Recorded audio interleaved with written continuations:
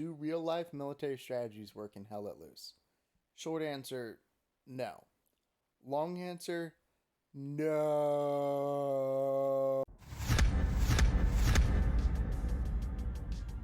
So you're you, the average Hell Let Loose aficionado. You've gotten your 1,000 hours, joined a clan, probably joined their comp team, and you've probably done some really cool high-speed operator shit, like gone through their basic training or gone to their practices. Maybe they have literature to read that's all these tactical documents that somebody got from, I don't know, the fucking infantry Bible or something. Or maybe a World War II document explaining tactics. Because let's face it, most Hell Let Loose groups are fucking Milsim communities. I mean, just look at their fucking names. At least 2/3 are based off of actual military units. And I'm sure they've got members who used to serve or are really good with Google and are passionate fans of the military. And we're like, hey, let's use real life tactics and put them in the tactical shooter. That's great. We're going to do amazing. We're going to fucking stomp the people that haven't done this. But they've missed one teensy tiny itty bitty little problem. Let me let you in on what that is. You listening? You're playing a video game. I know, blasphemy. But while you're spazzing out a crucifixion in the comments, let me explain myself and why real life military tactics don't have much bearing on the game. Because right off the top of my head, I can think of a few things that would cause problems. First of all, you can respawn. You have balanced teams for the most part. Yeah, I know the British suck, but still, they're mostly balanced. The maps are balanced. The team sizes are the same. That's a fucking big one. And if you're using real life military tactics, they're based on the assumption that you have a 3-to-1 numbers advantage. If you're going up against people, the same exact amount of people as you, like, no, that's just going to fall straight on his face. An easy thing to poke holes in that I've seen a lot of people bring up is like a great idea. Why don't we do the buddy system? Like real life, you have a battle buddy, you have one guy with you. The issue with this is that one of you, if not both, are going to die like 20 times a game. So if you have your buddy go down and you're like, oh shit, I don't have my buddy with me, and you just stop and you wait there for your buddy to get back to you, suddenly you're going to have that all over the place. You're going to have like half the team dead and the other half just sitting there waiting for the first half to catch back up. It makes a lot more sense to be like, oh, my buddy died. Let me find a random to fucking buddy up with and then keep working with them. Because, yeah, you want to work together, but you can't work with specific people. That doesn't work. It breaks down the moment one of you gets shot. The only ways you can get SOPs like the fucking buddy system or standard operating procedures to work, like the buddy system, is if you use it in bounding. And the way you do bounding is if you have one person who's moving forward and one person who's covering. And you basically leapfrog up cover where one person always has their gun up no matter what. So if SOPs only work if you really twist them and conform them to the actual gameplay and drop some and entire parts of them altogether, what about battle drills? Do any of the battle drills work? And the answer is no, not really. They have the same fundamental issues. For example, let's look at Battlefield 1 Alpha.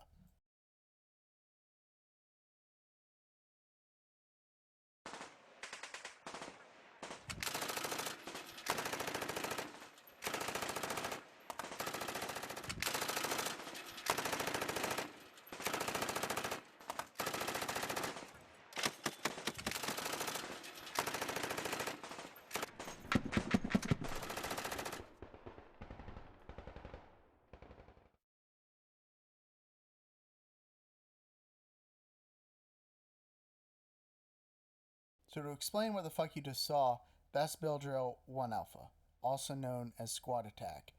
The first team is moving in a wedge formation.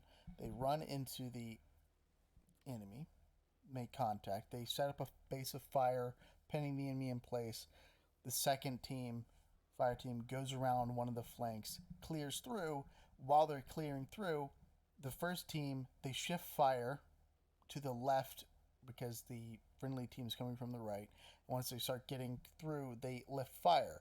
Once the first team is swept all the way to the left from the right through the enemy position, they yell LOA, limit of advance. Fucking Christ, Goblin, come on, man.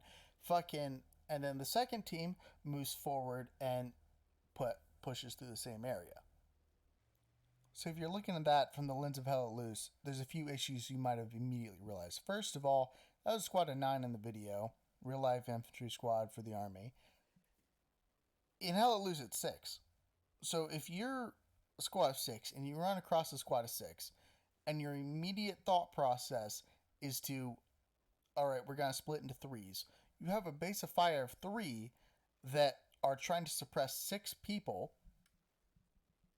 that while 3 others move. So the 3 are going to get fucking killed before the fucking flanking team can move because they're outnumbered 2-1. And then the flanking team is going to be moving, hopefully not in the open, but probably in a less than ideal position, and they're going to get fucking waxed.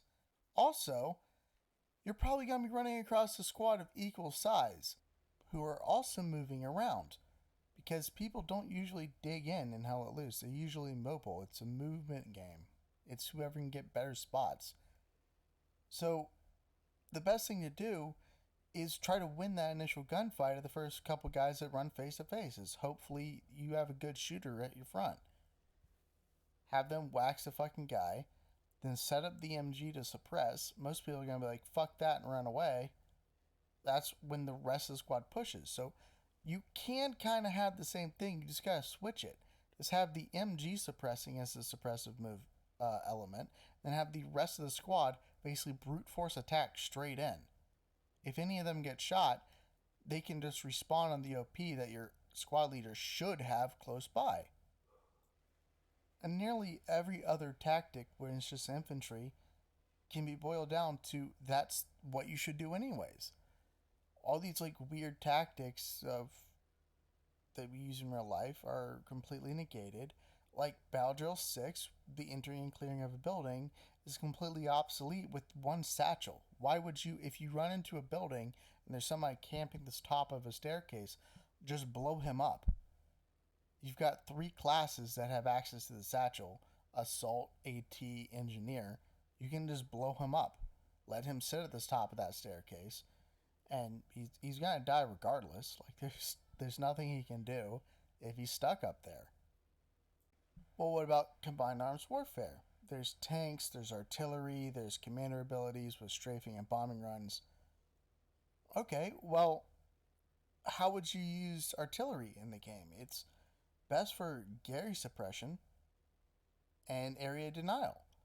You set up the artillery to hit a area like a point or fucking crossroads at the start, try to catch a fucking truck, and you just basically hit a place with artillery until people stop going there.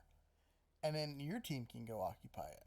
You don't want to sit there and call in fire support like it's real life. You have basically unlimited fucking RD ammo, and the barrels don't overheat. Just make sure you get your nodes down. And if you figure out where a spawn point is, just keep hitting them with RD to keep them from spawning there. You don't want to call it in on single infantry targets. Just uses air denial. It works really well with that. Commander abilities are the same thing. They're best used on known enemy spawn points or with the precision strike, a solo or just immovable like a stationary tank. You're just sitting there ready to get hit by a Stuka. And infantry working with tanks, the problem with that is that infantry is a lot slower than the tanks. The biggest 3 things with tanks are their armor, firepower, and speed. You know, the video game fucking thing, right? Because it's a video game. You want the tanks to remain mobile or far enough back that they can't be killed by enemy infantry. Because if there's a stationary tank, it's just prey for satchel. Also, most tanks, they can severely outrange enemies. They can sit back and control a wide area. Of course, you want people to cover the tanks and whatnot, but it's usually better to just have them go do their own thing and go out and kill enemy armor and basically provide close range fire support, like direct fire support, and not be right there with the infantry. Because again, the infantry can easily respawn, so they don't need to use the tank as cover. I've seen people make the mistake of trying to implement convoys into the game and be like, all right, we're going to have 3 tanks back to back. They're going to be moving down this road. We're going to have infantry flanking, screening on the side, screening up front. They're going to be infantry behind. And it's like, well, that's not how you would actually go into a firefight. That's because you don't know when it's going to happen. Like, you don't go into the enemy head to head in a fucking convoy. That's fucking stupid. On top of that, that's a horribly inefficient use of your finite manpower. Like, you only have 50 people on your team. You have to use them all. In summary, copying real life strategies into the game doesn't work. You can take the base concepts of a lot of those and tweak them to actually fit the game, but in general, they don't work off just as they are. The game isn't real life. It's got enough different that you have to seriously change something to actually make it work in the game. And even when you do that, there's probably a better way to do it that's only game related that you would never want to do in real life. I know that's disappointing, but on the bright side, I have an entire playlist just explaining how to play the game better.